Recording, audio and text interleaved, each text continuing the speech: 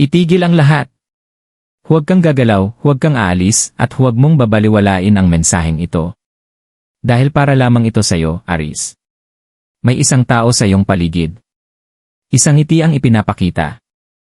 Ngunit may lihim na intensyong unti-unting sumisira sa iyong lakas, sa iyong swerte, at sa iyong kapalaran. Nararamdaman mo ba ang biglaang pagbigat ng iyong dibdib? Ang sunod-sunod na hadlang na parang walang dahilan? Hindi ito nagkataon lamang. May nagtatangkang manira sa iyo. At kung hindi mo siya makikilala ngayon, maaari itong humantong sa isang pagsisising huli na ang lahat. Makinig ka ng mabuti. Dahil ang universo ay nagsasalita na, maligayang pagdating sa Cosmic Oracle Divine. Ang banal na daluyan kung saan ang mga lihim ng universo ay dahan-dahang ibinubunyad. Sa sandaling ito, ang mga bituin, ang enerhiya ng kosmos. At ang iyong espiritu ay nagtagpo sa isang dahilan. Upang ikaw ay bigyan ng babala, paggising at pag-asa. Hindi aksidente na napadpad ka rito.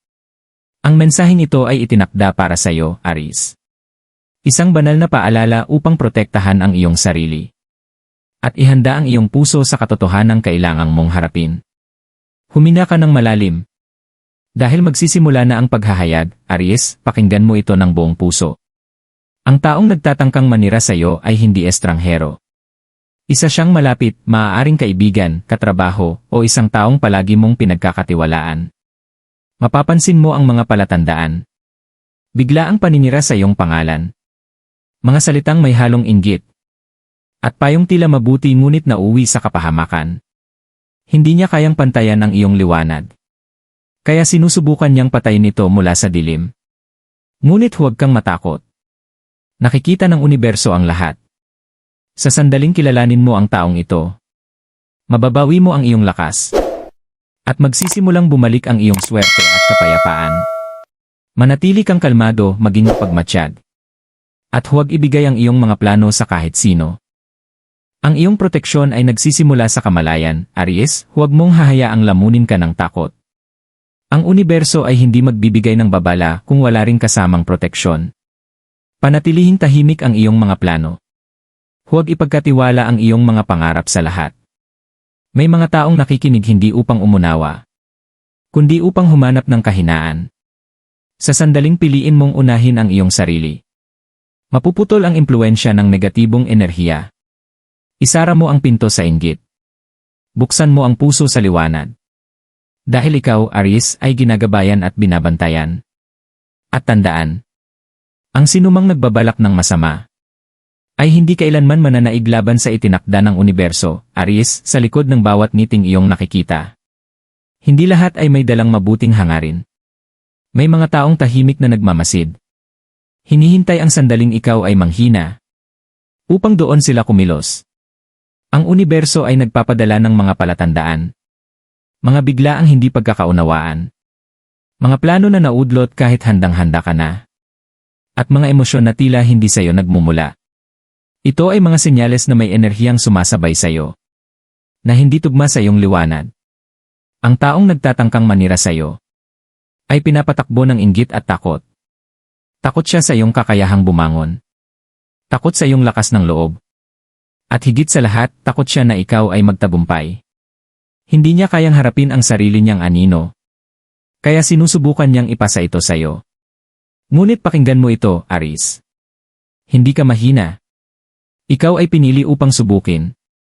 Dahil ikaw ay may kakayahang magtagumpay. Kahit sa gitna ng kadiliman. Sa sandaling piliin mong maging mapagmatsyag, magsisimulang malinaw ang lahat. Makikita mo kung sino ang palaging nagdududa sa iyong kakayahan. Kung sino ang masaya kapag ikaw ay nadadapa. At kung sino ang nananatiling tahimik kapag ikaw ay nangangailangan ng suporta. Hindi mo kailangang makipaglaban.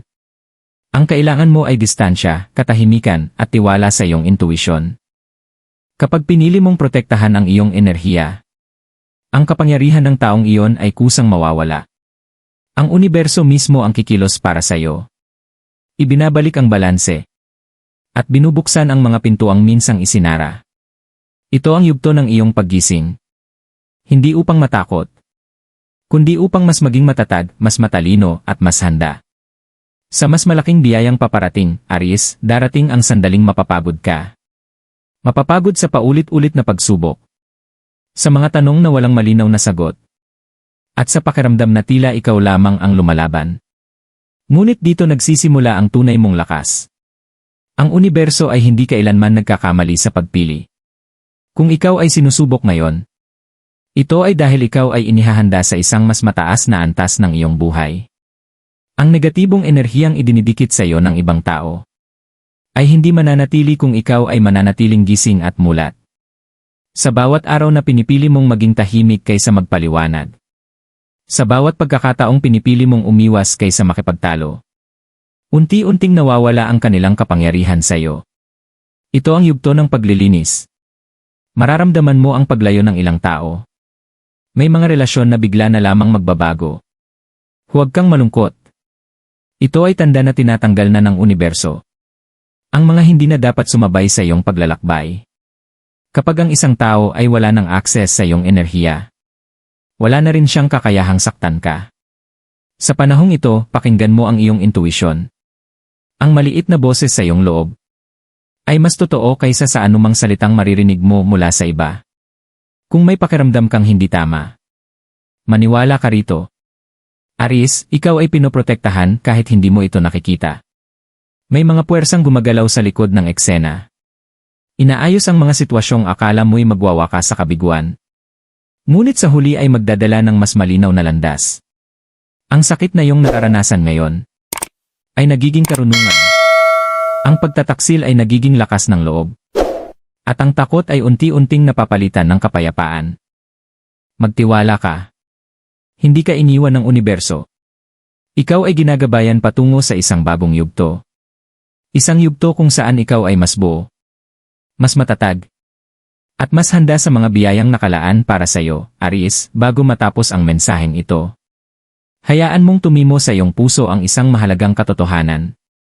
Hindi ka kailanman nag-iisa. Ang lahat ng sakit, pagdududa at pangamba na iyong pinagdaanan ay may dahilan. Ang bawat pagsubok ay humubog sa iyo. At ang bawat pagtataksil ay nagbukas ng iyong mga mata. Ngayon, ikaw ay mas gising kaysa dati. Ang taong nagtatangkang manira sa iyo ay wala ng kapangyarihan sa iyong buhay. Sa sandaling piliin mong bitawan ang takot at yakapin ang iyong tunay na lakas. Isinasara na ng universo ang madidilim na yugto. Ang mga pinto na minsang mahigpit na nakasara ay unti-unti nang bumubukas. At sa likod ng mga pintuang iyon ay ang kapayapaan, tagumpay at bagong simula. Huwag mong habulin ang hustisya. Darating ito ng kusa. Huwag mong ipilit ang paliwanag. Ang katotohanan ay lalantad sa tamang oras. Ang iyong tanging tungkulin ngayon ay panatilihing dalisay ang iyong puso. At matatag ang iyong pananampalataya. Aries, ikaw ay pinagpala. Ikaw ay pinoprotektahan. At ikaw ay inihahanda sa mas malaking biyaya kaysa sa iyong inaakala. Kung nararamdaman mo na ang mensaheng ito ay para sa iyo, ipikit mo ang iyong mga mata saglit. Huminga ng malalim. At sa iyong puso ay sabihin, handa na akong bitawan ang negatibo. Handa na akong tanggapin ang itinakda ng universo para sa akin. Magtiwala ka. Dahil ang pinakamagandang yugto ng iyong buhay ay nagsisimula na ngayon.